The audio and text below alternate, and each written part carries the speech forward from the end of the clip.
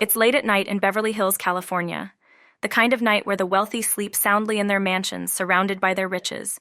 But for one family, this night would end in blood. A frantic call pierces the quiet. Someone killed my parents. Pardon me? Someone killed my... It's Lyle Menendez, his voice shaking, almost panicked. But behind the panic, there's something else. What really happened that night? Welcome back to BloodSpot.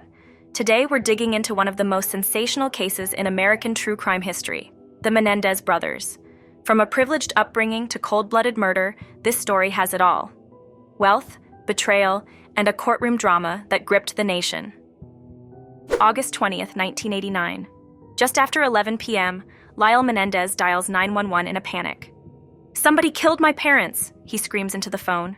He's incoherent, gasping for air, and you can almost feel the terror in his voice. He tells the dispatcher that he and his brother Erik just came home to find their parents brutally murdered in their Beverly Hills mansion. His father, José Menendez, and mother, Kitty Menendez, are dead, shot to death in their own living room. The Menendez family, wealth, power, and privilege. Before we get back to that night, let's rewind. The Menendez family wasn't just any family. They were the definition of the American dream. José Menendez was a Cuban immigrant who had risen from nothing to become a wealthy and powerful entertainment executive. After moving to the U.S. in his teens, he married Kitty Anderson, a former beauty queen. The two seemed like the perfect couple, and soon they had two sons. Lyle, born in 1968, and Erik, born in 1970. From the outside, the Menendez family seemed to have it all. They lived in luxury, moving from Princeton, New Jersey to Beverly Hills, California, where they purchased a $5 million mansion. Lyle and Erik attended the finest schools, drove expensive cars, and had every opportunity a child could dream of. But behind the polished veneer of wealth and success, there was trouble brewing. José was known to be a strict and often harsh father, demanding perfection from his sons. Kitty struggled with mental health issues, reportedly battling depression and substance abuse. The pressure on Lyle and Erik was intense. On the surface, they had everything, but underneath they were simmering with resentment and fear.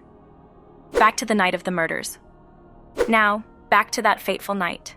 When police arrived at the Menendez mansion, they found a truly gruesome scene.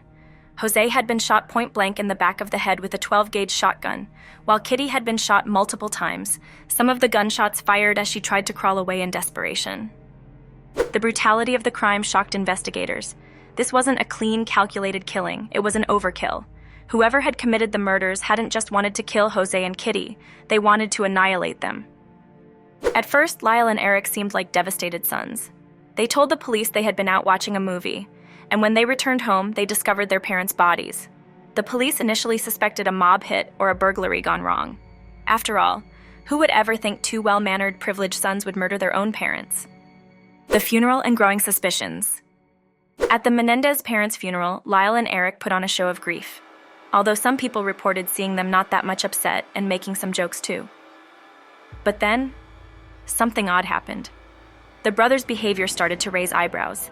Instead of retreating into grief, they went on a wild spending spree. Within months of their parents' deaths, Lyle and Erik burned through hundreds of thousands of dollars. They bought expensive watches, luxury cars, designer clothes, and even a restaurant in Princeton. Erik, a talented tennis player, hired a personal coach and traveled for tournaments. The extravagant spending spree sent a signal to investigators. Something wasn't right. People started asking questions. How could these two grieving sons be so focused on material possessions so soon after their parents were brutally murdered? And why did they suddenly seem so relieved, even happy? The investigation tightens around the brothers. As investigators dug deeper, they began to unravel a story that pointed directly at Lyle and Erik. There were no signs of forced entry, no missing valuables, and no evidence of a robbery gone wrong. Everything pointed inward. But the real break in the case came from an unlikely source. Erik's therapist, Dr. Jerome Oziel. In a shocking twist, Erik had confessed to the murders during a therapy session. He had told Dr. Oziel that he and Lyle had planned the murders together, driven by years of anger and resentment towards their parents. And not just for their strict upbringing. The brothers claimed they had been physically and sexually abused by their father for years. With this bombshell confession, the police had enough evidence to arrest the brothers. In March of 1990, both Lyle and Erik were arrested and charged with the murders of their parents. The case that would soon captivate America was officially underway. The trial of the century. The Menendez brothers' trial became a media circus. It wasn't just about a murder anymore. It was about money, power, family secrets, and scandal. The brothers' defense was simple. They didn't kill their parents out of greed, but out of fear. They claimed they had been victims of years of emotional, physical, and sexual abuse at the hands of their father, José Menendez. Erik, in particular, detailed horrific stories of abuse, painting their father as a tyrant and their mother as an enabler who did nothing to protect them. Their defense argued that the murders weren't premeditated, but a desperate act of survival, a kill or be killed situation where the brothers believed they had no other way out. On the other hand, the prosecution painted a different picture. They argued that the murders were cold, calculated, and motivated by greed. The brothers stood to inherit millions from their parents' estate, and their actions after the murders, the spending spree, the lack of remorse, only reinforced the idea that they were spoiled, entitled sons who couldn't wait to get their hands on their parents' money. The trial became a sensation, airing on court TV, with viewers tuning in every day to watch the drama unfold. Were the Menendez brothers victims or villains? The public was divided. The first trial ended in a deadlocked jury. Some jurors believed the abuse claims, while others were convinced the brothers had planned the murders for financial gain. But the prosecution wasn't giving up.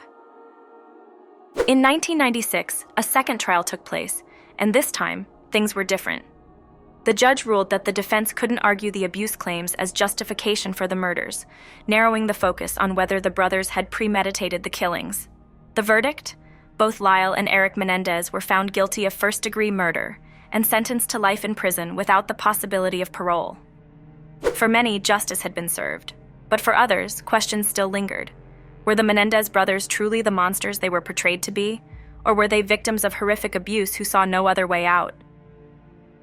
Even today, the case of the Menendez brothers divides opinions. Some believe the brothers were cold-blooded killers, motivated by greed and a desire for freedom from their controlling father.